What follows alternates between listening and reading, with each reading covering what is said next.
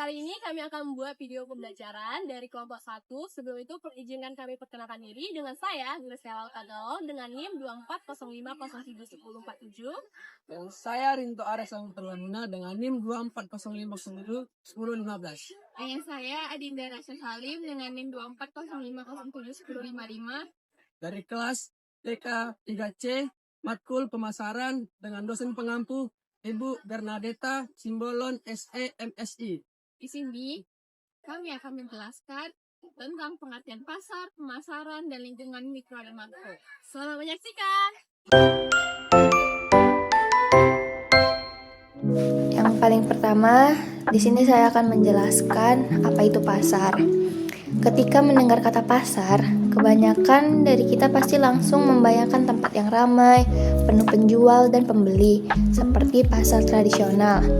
Contohnya seperti Pak Jus. Tapi sebenarnya pasar tidak selalu berbentuk tempat fisik. Dalam ilmu ekonomi, pasar adalah tempat atau mekanisme yang mempertemukan penjual dan pembeli untuk melakukan transaksi jual beli barang atau jasa.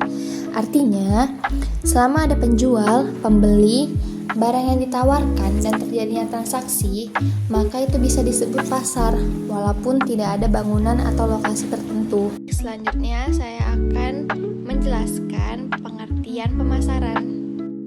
Ketika mendengar kata pemasaran, kita sering menganggap bahwa pemasaran itu hanya kegiatan menjual barang, padahal pemasaran jauh lebih luas daripada sekedar menjual.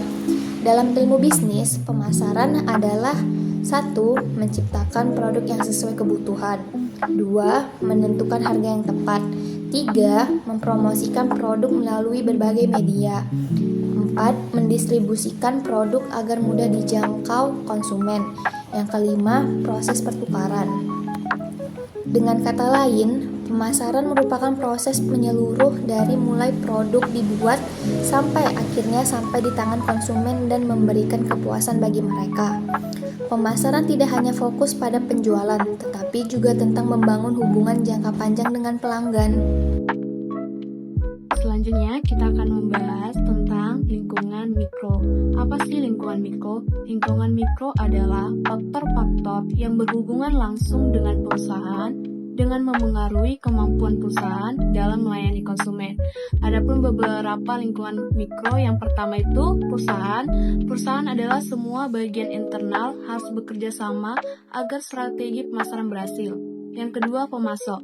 Pemasok itu adalah menyediakan bahan baku. Mereka menentukan kualitas, harga, dan kelancaran distribusi produk. Yang ketiga, perantara. Perantara itu adalah membantu menyalurkan dan mempromosikan produk agar cepat sampai ke konsumen. Yang keempat, pelanggan. Pelanggan adalah merupakan pusat dari pemasaran, di mana perusahaan harus memahami kebutuhan dan perilaku mereka. Yang kelima, pesaing. Pesaing adalah harus dianalisis agar perusahaan dapat membuat strategis dan keunggulan bersaing. Yang terakhir adalah publik. Publik itu adalah kelompok masyarakat yang dapat memberi pengaruh positif atau negatif terhadap reputasi perusahaan. Baik, yang terakhir di sini saya akan menjelaskan tentang lingkungan makro. Lingkungan makro adalah faktor-faktor besar di luar kendali perusahaan yang tetap mengaruhi strategi pemasaran. Perusahaan tidak bisa mengubah faktor ini, tetapi harus mampu menyesuaikan diri. Nah, yang pertama itu ada ekonomi. Ekonomi meliputi inflasi, suku bunga, dan daya beli masyarakat. Jika ekonomi melemah, perusahaan harus menyesuaikan harga atau strategi promosi. Yang kedua, sosial budaya. Sosial budaya itu mencakup gaya hidup, kebiasaan, tingkat pendidikan, serta preferensi masyarakat. Perubahan budaya dapat mengaruhi jenis produk yang diminati. Yang ketiga, politik dan hukum. Politik dan hukum seperti itu peraturan pemerintah, undang-undang, dan kebijakan lemah seperti BI atau OJK. Perusahaan harus mengikuti aturan agar bisnis berjalan lancar. Yang keempat, teknologi. Teknologi sendiri itu kemajuan teknologi seperti digital banking, aplikasi mobile, dan kamera cyber mempengaruhi cara perusahaan beroperasi dan melayani pelanggan. Yang kelima, demografi. Demografi adalah data tentang jumlah penduduk, usia, pekerjaan, dan segmen pasar. Informasi ini membantu perusahaan menentukan target pasar dan tepat. Yang keenam, lingkungan alam. Lingkungan alam adalah faktor alam seperti isu keberlanjutan, green banking, dan energi ramah lingkungan.